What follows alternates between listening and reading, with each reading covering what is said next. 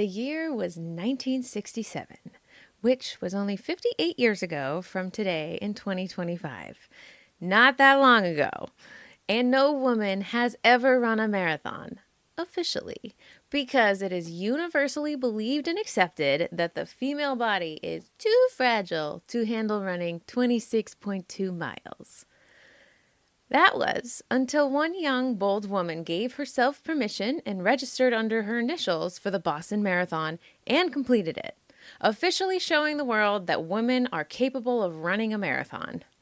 Less than 60 years ago, they thought women couldn't run because they were too fragile. What? Welcome, everyone, to Sunflower Storytime with me, Kathleen, where we tell tales that celebrate the resiliency of the human spirit and leave us feeling hopeful and inspired. So, gather around and scooch on in, and I'll tell you the tale in the incredible life of the marathon matriarch herself, Kathrine Switzer. The main source for this story is from Kathrine's own memoir, Marathon Woman, and a few other sites and interviews I'll link in the description box below. I will occasionally quote Kathrine's own words from her book throughout the story. Kathrine was born right at the start of 1947 in a very immediate post-war Germany. Her father was an army major in charge of organizing displaced persons after the war, reuniting families and people who have lost their family. Her mother took a transatlantic voyage in her third trimester while she was pregnant with Kathrine to join him in Germany. A few years into her life, they relocated back to the States in Virginia. Her father was eventually deployed in Korea and made it back home again. She describes her mother as strong and fearless. She was an educator and a school counselor in a time where many of her friends' moms didn't work. Both of her parents were college educated, and she says her mom growing up noted that the family resources would go to her brother and not her. So he got to go to college with family money, but she had to make her own way through. Kathrine's parents made a very conscious effort to treat her and her older brother as equals. Allowances were the same, curfews were the same, rules were the same, and they were encouraged to reach for the same goals and accomplishments. In all, her childhood seemed supportive and fun, but very motivated. You couldn't say it was too hard in a home where it wasn't acceptable for something to be too hard. If you were given an opportunity, you had to rise to the occasion. Her first big core memory was when she declared her intentions to try out for the high school cheerleading squad. She wanted to fit in and be in the desirable social group, maybe get some football boys' attention. But that did not fly with her father, who whined against the idea, saying, "Oh no, you want to be a cheerleader? You know, honey, you shouldn't be on the sidelines cheering for other people. People should be cheering for you. The real game is on the field. Life is for participating, not spectating." She definitely took this to heart at a young age. He encouraged her to try out for field hockey instead. He told her to go run a mile to get into shape. A mile? That seemed astronomically long to her at the time, but he mapped out their yard and showed her how to lap it, intervals and such to improve. And that's exactly what she did. She was out running laps in their yard and down the street every day for months on end. The mailman passing by was a little suspicious that there was maybe trouble going on in the house, wondering if she was all right. Her friends would tell her that their mothers would say running would give her big legs and a mustache. This is the time where she starts falling in love with running, and she called it her secret weapon. It's what gave her strength and confidence in herself. Once she knew she could run, she had the confidence to take on other challenges that felt scary or intimidating. When reading Kathrine's words and hearing from other runners too, they describe it as something that they found. They say, "I found running," not like "I like to run," not "I run as my cardio workout." I've never heard it described like this before her, like running as a way of life. It's a mindset, a tool, an inner strength. It's really inspiring to hear her talk about it. So in high school, she joins the field hockey team, also the girls' basketball team, and the student newspaper. She wanted to report on the girls' sports teams and bring more attention to them. This idea is going to help her a lot in her lifelong advocacy as well, garnering media attention and getting people's attention on women's sports and running. But back to basketball for a minute. because this blew me away. Having grown up in the 90s and 2000s, apparently in the 50s and 60s, girls did not play the same game of basketball as the boys did. The court was shortened and other rules were adjusted to limit the amount of running that girls did and limit bouncing and jumping. When she interviewed her coach for the newspaper, her coach stated the excessive number of jump balls could displace the uterus. Did they seriously know that little about the female body? Apparently so. But anyway, Diana the Huntress from Roman mythology became her idol during puberty and beyond. She was athletic and strong, but also feminine and self-possessed. She was the balance of athletic and feminine. She describes a lot of cultural pushback around women in sports, that it made women less feminine and that it was a disgrace to womanhood. So it makes sense that Diana the Huntress would resonate with her so well. She demonstrated this perfect balance of both. Through Diana and her secret weapon, she gained the confidence in herself. She didn't need the attention from boys for her self-esteem, which is an incredibly mature and self-aware mentality to have at such a young age. After high school, she went to Lynchburg College, a smaller local college close to home. She played field hockey because apparently in the 60s, there weren't women's college sports in universities, only in small colleges because it was not taken seriously. She began running 3 miles a day to prepare for college field hockey. Once in school, she started running with the track team, and one day she and one of her girlfriends who likes to run were out after practice when the boys' coach asked if she could run a mile. She was like, yeah, obviously I can run a mile. Didn't you just see me? And he's like, okay, great. Do you guys want to come to the track meet on Saturday? I'm down 2 guys, and we need 2 more people in order to participate. He really just needed a body and a pulse, but they jumped on it. Local news caught wind that 2 women were going to be competing with the boys at a track meet, and they lost their collective minds at the idea that a woman was going to run a mile. They were told that they were going to turn into men, or worse, lesbians. How spooky. But a few of her professors and friends were encouraging and told her to go kick butt. The entire student body turned up for this meet, and even local and national news outlets, because it was such a crazy idea for a woman to run alongside men. She finished last in her race, but she did finish. And her friend Marty actually beat one guy coming in second to last. She was inundated with letters following the event, lots of men and even prisoners asking her for dates or to marry them. And then a share of the good old folks telling her that she's an abomination and she was going to go fry in hell. After 2 years at Lynchburg, she transferred to Syracuse University. The NCAA at the time would not let women compete at all, so there was no chance of joining any team there because there were none. She sought out the boys' cross-country team. She marched right into the office with the coaches and asked to train with them. Plenty of the men in the office blew this young woman off, but some were interested and didn't see a problem with it. She was really behind when she showed up to a men's collegiate cross-country team practice in the first few weeks. They were all trained, had coached technique and practice, but no girls at the time were granted that same privilege, so she had a lot of catching up to do. It's here that a man who helped change her life came into view, an assistant coach who was the local mailman named Arnie Briggs. He took her under his wing and would give her a ride to the start of practices and did the slower runs with her. He'd pick her up at non-practice times, too, to help her improve on extra runs. He also loved the company. He talked her ear off through the long runs about running in the Boston Marathon in the good old days. Arnie was in his 50s or so. And one fateful night before holiday break, Arnie showed up at her dorm unannounced for an impromptu run. She was exhausted after a long day of classes and wanted to relax for the evening, but after an hour of back and forth bickering, she decided she was being petulant and she got changed for an evening run. Soon after they set out, it started to snow and hard. They were jumping out of the way as cars desperately trying not to run them over as they slid around in the freshly falling snow. In response to her stating something about maybe running in the Boston Marathon one day, Arnie turns around and says, "No woman is capable of running a marathon. If anyone could do it, you could, but you would have to prove it to me before I took you there." When she pointed out that a woman had run the Boston Marathon the last year, he completely discredited it and saying that she ran unofficially, she probably cheated, there's no way she did it.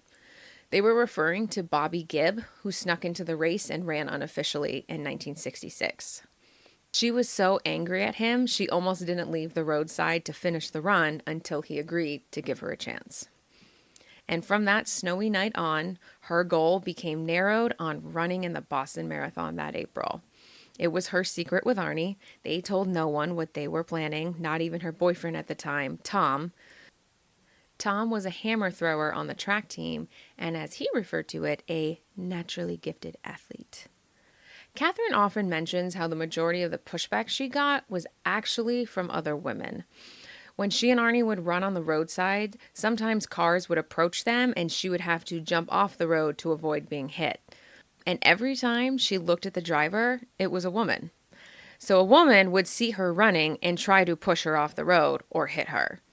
Arnie would tell her to brush it off and said that they were just jealous that she's out here running and going for it when they aren't or don't feel like they can.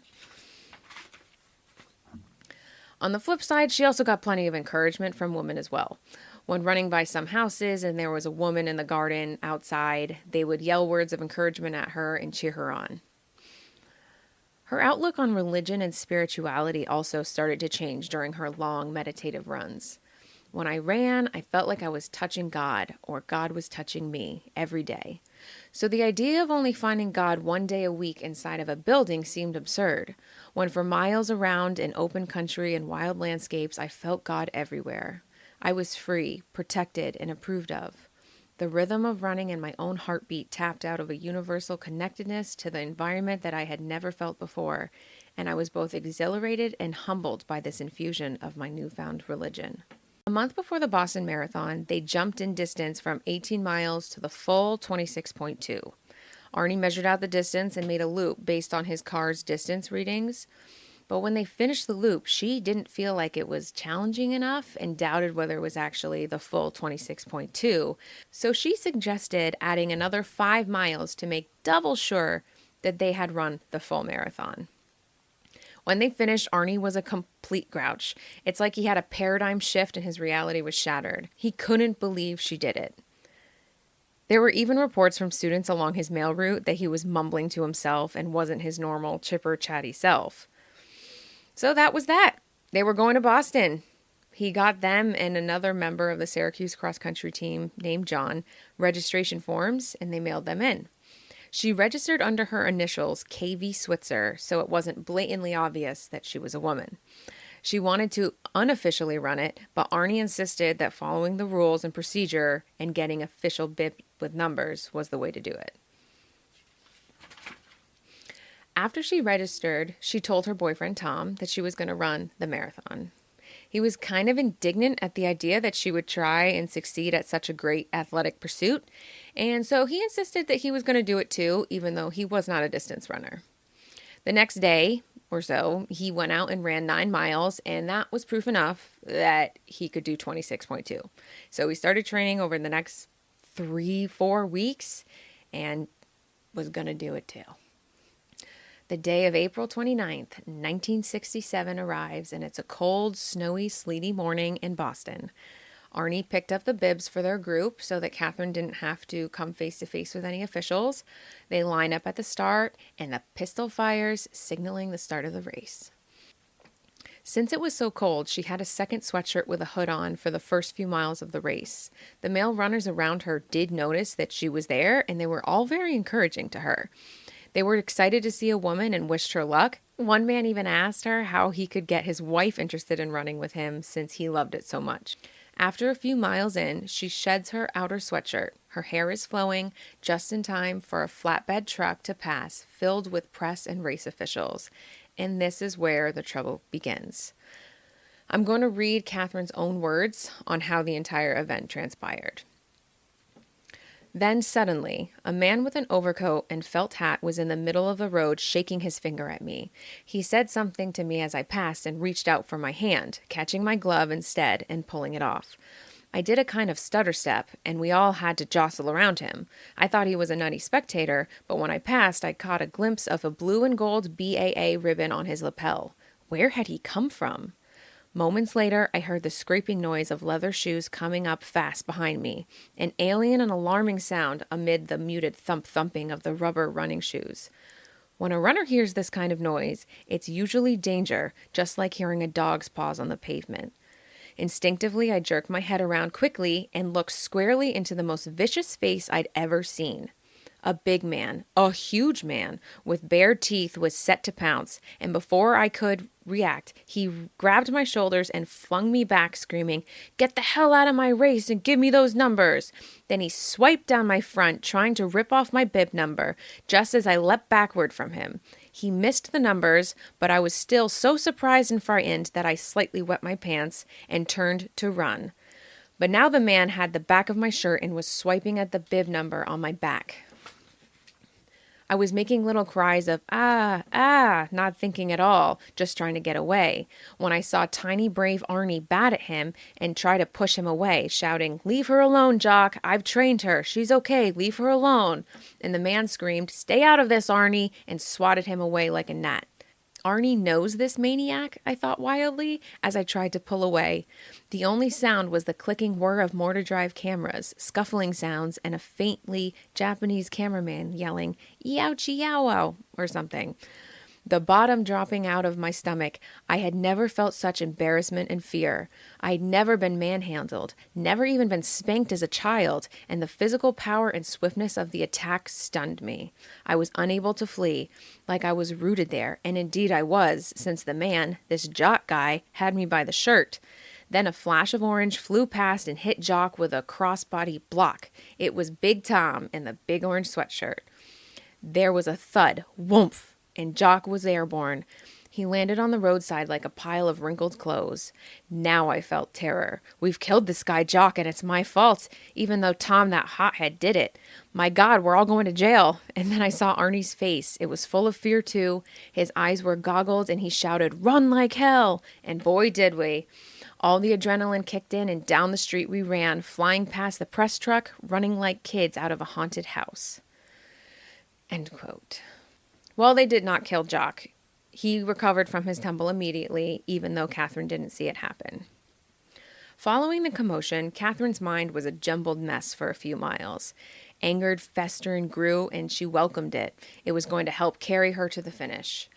She declared to Arnie that she had no choice but to finish. If she didn't, they, the press and officials, would say that she did it for attention. Arnie told her to shake it off and to slow the pace down a little to ensure that they didn't run out of steam and that they would finish. Her boyfriend out of nowhere gets mad at her and tells her that she's getting him in trouble with the AAU, he'll never be able to go out for the Olympics now, and that he never should have come to Boston.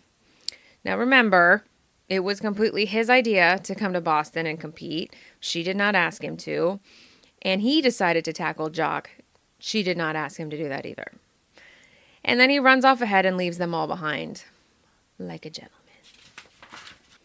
The group's morale warmed up with a bit more time. They were joking and laughing together until eventually they see Tom's bright orange sweatshirt up ahead. They eventually catch up to him because, he's walking since he burned himself out.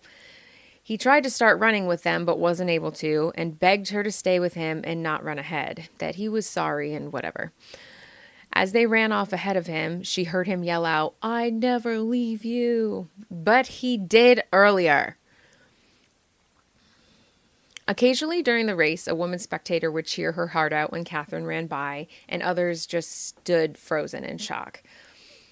Those women weren't in the race because they actually believed all of those myths about women's fragility and limitation. And the reason they believed them is because they had no opportunity to experience something else.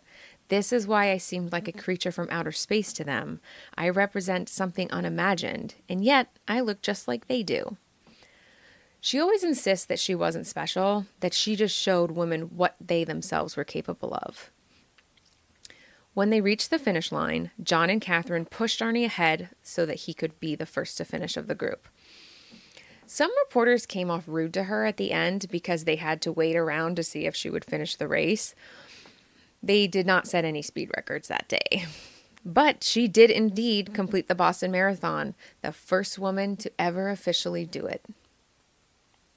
Tom eventually crossed the finish line too, and I guess was experiencing some sort of runner's high at least that he finished the race. Because on the car ride back to Syracuse, they were all lovey-dovey in the back seat and I guess decided to get married. He proposed in the back seat of Arnie's car with Arnie and John in the front seat. Cute.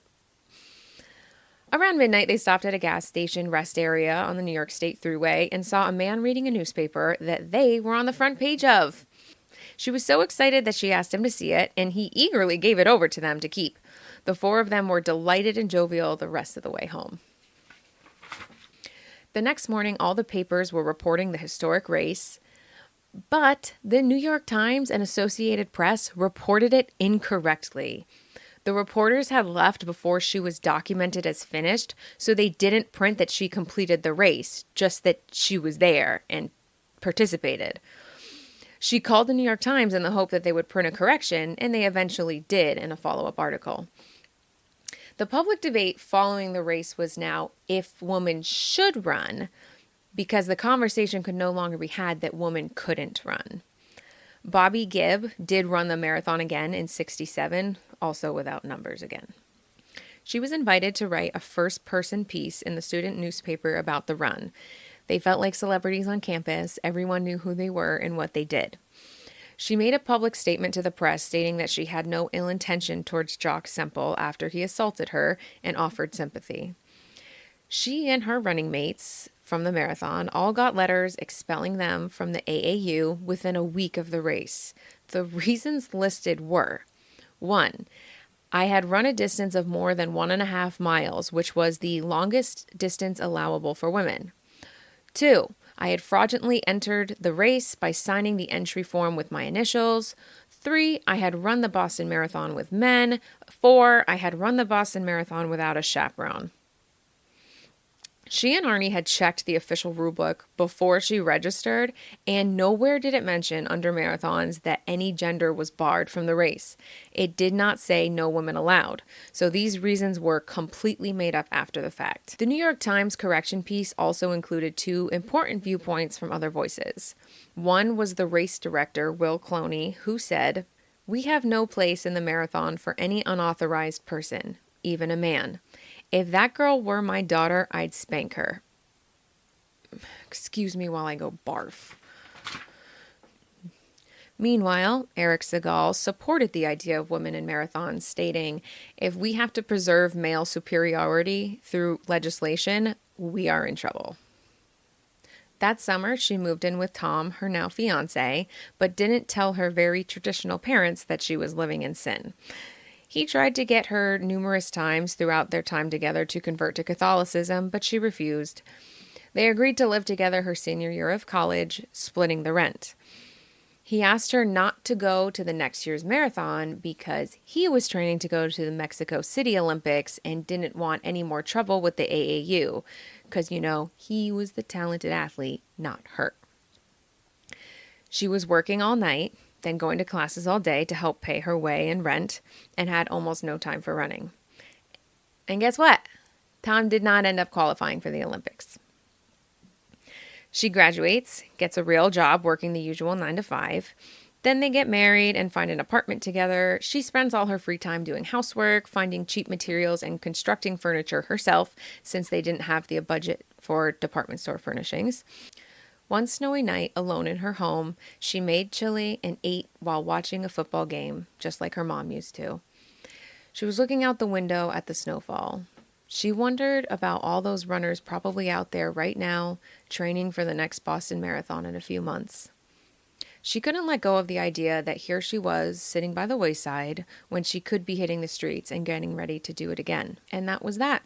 She decided she was going to run again in April of 1970. She joined back with Arnie and the cross-country boys to practice. By 1969, more women were showing up to races. 3 more women ran the Boston Marathon unofficially. Her group started a 20-kilometer race in Syracuse with the ultimate goal of starting a marathon that would include women. she started learning all the politics and intricacies of organizing races and sports governance. She even chaired the first AAU Women's Long Distance Running Committee for the Niagara District. The RRCA, Road Runners Club of America, based out of New York City, was a big champion for women's running. She said that they always said yes when the AAU always said no.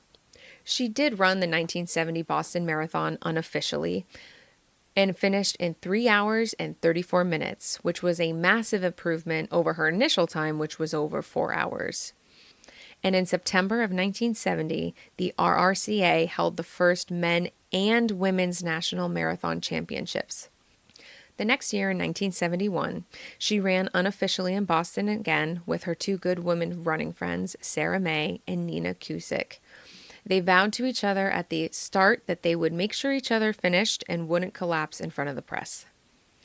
A male runner in distress is a heroic figure, but a woman runner in distress is further proof that we are fragile creatures who are physiologically unsuited for marathon running. Sarah May finished the marathon in 3 hours and 8 minutes, which was an insane improvement and a big statement. In the months following the 71 marathon, she was insanely busy. She would get up at 5:30 a.m. to run, work 9 to 5, then run again, and in the evenings she'd either have a class for her master's program, some sort of committee meeting, or be at the gym strength training. Saturdays she was at her part-time job. Sundays she did her long 27-mile runs, and in the evenings she'd work on school project or do the household laundry at the laundromat. Tom was not much of a useful husband, refused to go to counseling with her, didn't do any housework, didn't work, and there was no sight of him finishing his master's thesis for school. She even had to get surgery at one point, and he did not visit her in the hospital. Fast forward to 1972, and the AAU accepts women to enter the marathon. They did insist on separate scoring and starting lines, and still had to meet the 3 hours and 30 minutes qualifying time, the same qualifying time as the men. 50 years earlier, people had been afraid to let women exercise their brains. Until 1972, people were afraid to let women exercise their bodies. Inclusion in the Boston Marathon was the turning point in that thinking. 2 months after that, Nixon signed Title IX, the Equality in Education Act. The sports component of Title IX wouldn't be signed until 1978, which would give women the chance to compete in collegiate sports. So in 1972, she and her female companions got to officially run the marathon. Although it would turn out to be kind of a messy race, they weren't expecting such intense heat, and she actually had to run into a gas station bathroom and rip her leggings into shorts.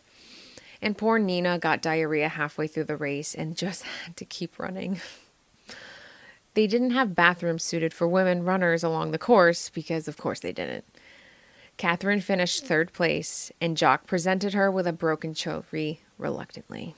She wrote letters to Jock and Will Cloney, the race directors, following it, expressing her gratitude to them for giving her the opportunity to run. Later that year, she joined forces with another runner from New York City, Fred LeBeau, and they helped start the New York City Mini Marathon, which was the first race only for women. 78 women showed up to run, and an unknown from San Francisco won. While she was in New York City, she walked herself into the New York Daily News office and offered to cover the Munich Olympics for them since she was going to go anyway. The editor agreed that if she wrote a story that they chose to print, she would be paid for it. So she didn't get official press badges and access since she organized this so late, but don't worry, that didn't stop her. She knew some of the guys that worked for the Associated Press, and they helped her gain access to the press headquarters before the game started. Then she started pretending that she was a runner, going to the press building for an interview, and the security would just let her in. She really gave herself permission to do things, found ways to get what she wanted done. While she was in her Munich apartment, writing out a story overlooking the skyline of corporate logos for the games, she had a major epiphany that would, in the future, be a big key to her success. Corporate sponsorship. If she got companies to back women's running and sponsor it, then the sports governance would have no choice but to follow the attention. Now, if the Munich Games of 1972 is ringing a bell, it's probably because of the terrorist attack that occurred that year. One of the runners staying in the Olympic Village banged on her door one morning after a run. When she and her roommates sleepily asked what he was doing there, he said that there's some sort of attack happening in the village and the military's blocking the street. She sprang up and dashed to the police line to speak with the other journalists and try to get the story. Unfortunately, there wasn't much of a story for her to get. They really didn't know much standing at the sidelines because there wasn't any official communication from the military there. The only article the New York Daily Mail ended up publishing that she sent in was the very limited first-person account of what she was able to see. After the whole ordeal, she set out on a running tour of Europe for 4 months. She had been invited to run in many races to promote women's running. But her favorite stop was in Greece, where she made a pilgrimage to Marathon, Greece, where the tradition began. When she returned, she knew she was going to need her typewriter, which Tom still had. They were both transitioning to New York City at this point, moved away from Syracuse. When he met her with it, he also brought a tax form for her to sign that said that she was his dependent the prior year so that he could get a tax break, even though she was the one working and supporting him. She asked for a divorce right on Lexington Avenue, and he said, "You're damning me to hell. I won't divorce you." She joined the New York Roadrunners Club, and there was a big article written about her and Nina that headlined, "Two Women Marathoners Abandoned Marital Route," which effectively embarrassed Tom into serving her the divorce and annulment. She got to keep her clothes and her car, which was really all she wanted out of the whole ordeal. She continued to do more and more races, even in Puerto Rico. She got offers to do freelance writing for Argosy magazine and some startup running magazines for no money. She also began seeing an older man named Philip. One night, she was discussing with him the idea of corporate sponsorship and maybe even getting a company like Olympic Airways to sponsor the New York City Marathon, and they could fly the winner to Athens for the real big marathon. He loved the idea, and he even had contacts within Olympic Airways and got them in touch. They also loved the idea and asked her to be a consultant on the project. By the time the 1973 Boston Marathon came along, Jock and Will were notably kinder to her, and Jock even wished her luck and embraced her at the starting line. All the added press from women joining the sport drew more attention to running in general. More women and men were inspired to start running. Marathons and other races were drawing bigger and bigger numbers of participants. With time, Jock and Will understood this and appreciated what she did for the sport. By this time, she was working for a company called AMF, a big sports conglomerate headquartered in White Plains, writing press releases and organizing events. Her boss would eventually admit to her that she was hired because she was a woman and he could get away paying her less than a man. Like, a lot less than the man would have been paid. One evening, when she was making the commute back home to Manhattan, she came home to find her apartment building had a fire and her apartment was gone. Her boyfriend, Philip, jumped on the idea of her moving in, and she didn't really have many other options, so she did it. Her work at this company, AMF, was a huge networking in the sports world and professional growth. Her mentor she worked closely with was a retired sports editor from the Associated Press. He introduced her to all of his contacts. Through his and Philip's contacts, it was a huge help in getting Olympic Airways to sponsor the New York City Marathon to come. She randomly and boldly wrote to Gene Shalit on the Today Show, and they offered her an appearance. She talked to him about their shared interest in the marathon history, and she mentioned that Olympic Airways was sponsoring the upcoming New York City Marathon and would be sponsoring the winner to race the original marathon in Greece. This interview thrilled Olympic Airways, and it opened a floodgate to more media interest in the race. A new era of sports sponsorship was dawning. For her job, she was traveling around the world for different events. She and Ted, her mentor, were sent to Moscow in the Soviet Union for over a week. When she returned, Philip seemed a bit crankier and suddenly motivated. While she was away, he decided he was going to help coach her to achieve the goal of running the marathon in under 3 hours. He spent the time she was gone researching training methods, making a full training blueprint for her. He also stopped smoking so he could help accomplish this goal, which was why he was cranky. One of the big changes he made to her overall plan was reducing the number of marathons she ran from like 10 a year to 2 good all-out race efforts a year. The New York City Marathon was a big success with the Olympic sponsorship. There was massive media coverage of the event, and Kathrine got second place. This was also the same year that Billie Jean King beat Bobby Riggs in the tennis Battle of the Sexes. There were big movements in women's rights in sport. Over the next year, she runs the Boston and New York City marathons. Her times keep improving. The interval training Philip had her doing clearly was working, so she kept up with it. When she describes her daily life during these training periods, it absolutely exhausts me just thinking about it.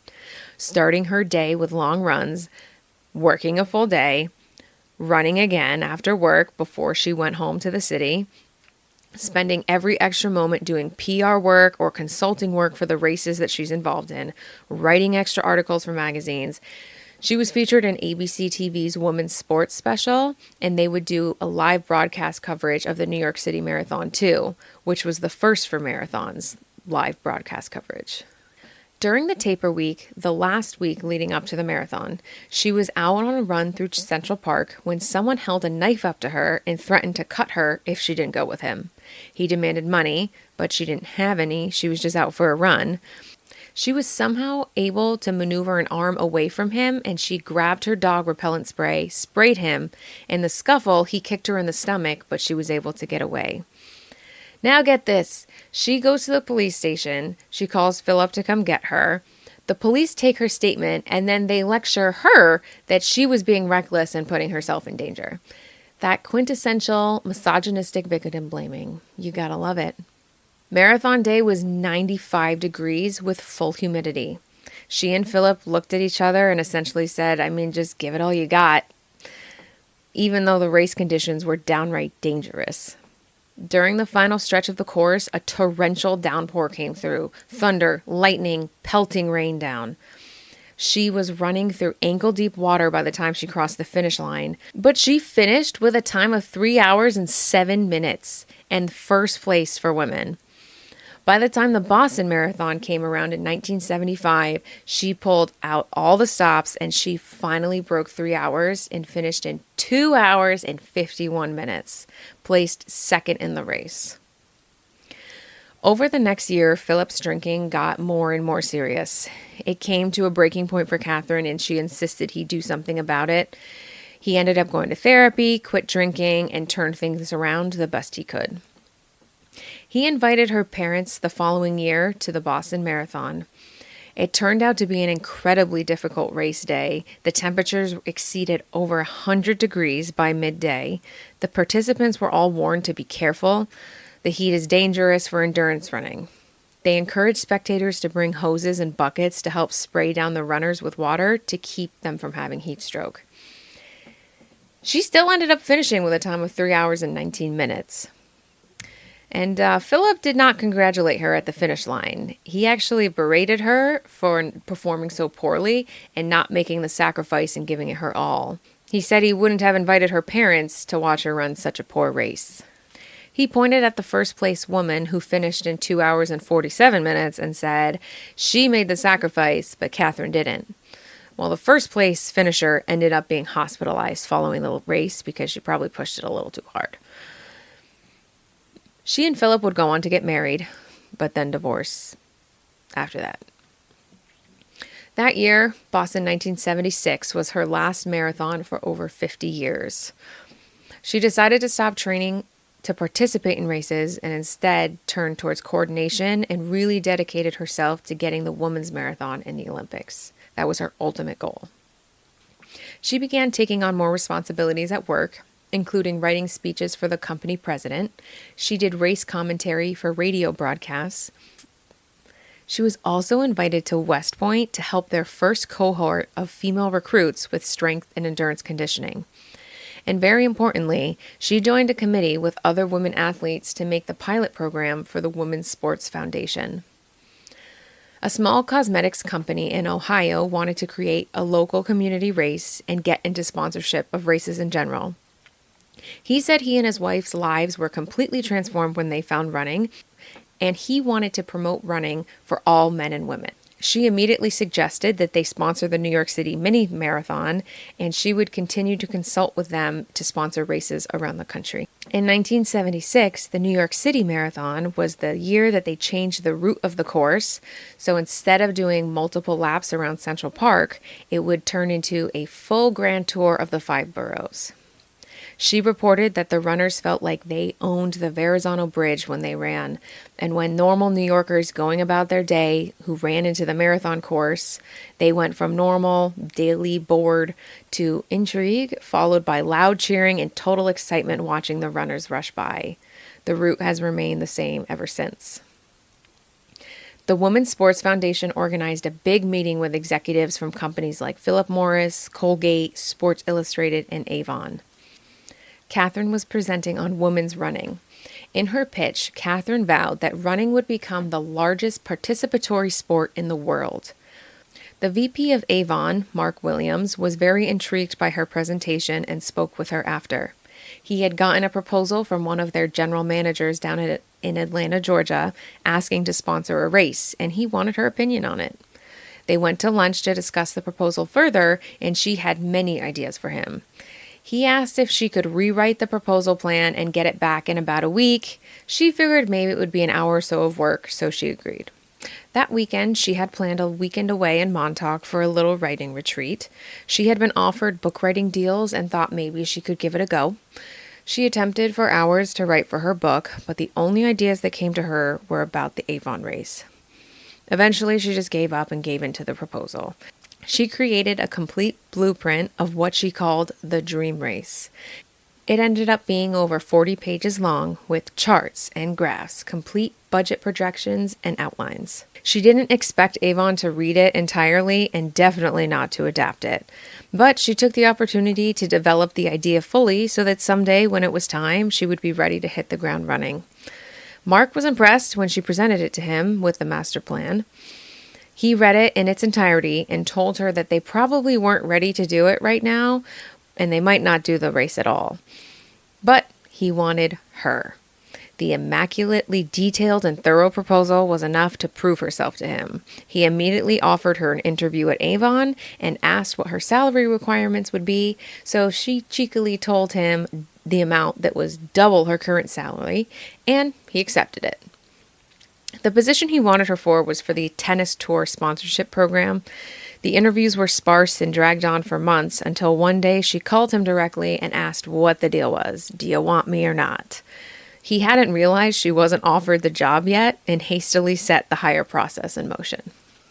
When she started at Avon, things really started moving. She was the youngest manager at the company. She got a private office with floor-to-ceiling windows overlooking Central Park before she was 30. She got to work on the 8-city Avon Futures tennis tour. She was asked to start a torch relay for the observance of International Women's Year. She started the torch early in the morning in Seneca Falls, the location of the original Women's Seneca Falls Convention of 1848. The torch was carried all the way to Houston, Texas by many women. The relay was over 2,600 miles and routinely carried about 50 miles a day. It ended in Houston with a large women's rights convention. 125 years after the first women's convention, people were still opposed to the Equal Rights Amendment, and many were women, the people who had the most to gain. Avon did eventually greenlight her sponsorship for the Atlanta Marathon. Kathrine managed the entire thing. She spent weeks in Atlanta working with all sorts of municipalities to get the race organized and ready. On a trip to Los Angeles, she had gotten in contact with a lawyer that was an expert on amateur sports in the Olympics. He told her that for Olympic inclusion, the sport must be practiced in at least 25 countries and on 3 continents. This was vital information for her grand scheme to get women's marathon included in the Olympics. Her plan to help via the Avon Marathon was to have Avon sponsor a runner from every country that they do business, which would help incentivize women's running internationally, give countries a sense of ownership and a global promotion. When they finalized and released the info of all the runners, there were 14 of the world's best 25 women runners, and in all, 152 women from 26 states and 8 countries participated, and the press corps followed. An unknown woman from California showed up and won first place in the marathon, proving that there was a wealth of unknown talent out there and ready to compete. The Atlanta Marathon was such a raging success with so much media coverage that she was asked to get out her original dream plan, and Avon approved it on the spot. And thus, the Avon International Running Circuit was born. She was again a worldwide traveler, helping every country with an Avon headquarters start their own running program and start hosting races. She spent a lot of time in Japan, who were eager to have her, but she reports the overall culture was not as advanced as she was expecting in terms of women's equality. She noticed women walking behind their husbands in public, women not speaking during business meetings, and overall she got some resistance on the loss of femininity myth about women's running. So she got her running colleague, Mickey Gorman, who was of Japanese heritage, to do a media tour in Japan with her young daughter to help shift the cultural perspective on what running is. Help dispel the myth that running takes away femininity from women. Her plan worked, and the first women's race in Japan was a success. 800 women showed up to take to the streets of Tokyo and run. The oldest runner was 70, born in 1908, when many Japanese were still binding the feet of their baby girls. Tiny feet meant helplessness, and thus, perversely, femininity. A woman born into that era and who had since known wars, famine, and nuclear holocaust could now run freely through the streets of Tokyo. The thought still brings tears to my eyes. Brazil was also notable for her. She drove past the beaches where women were openly playing beach volleyball in very revealing bathing suits and showing full athletic prowess. In her meeting with the head of the Brazilian Federation, he seemed bored by her entire pitch for the race and thought that their feminine women would never run out in the open streets. She countered by asking him to accompany her down to the beach where there was always a demonstration of women performing athletically with their femininity fully intact. And surprise, surprise, yet again, a Kathrine organized race was a success. 3,000 Brazilian women turned up that day.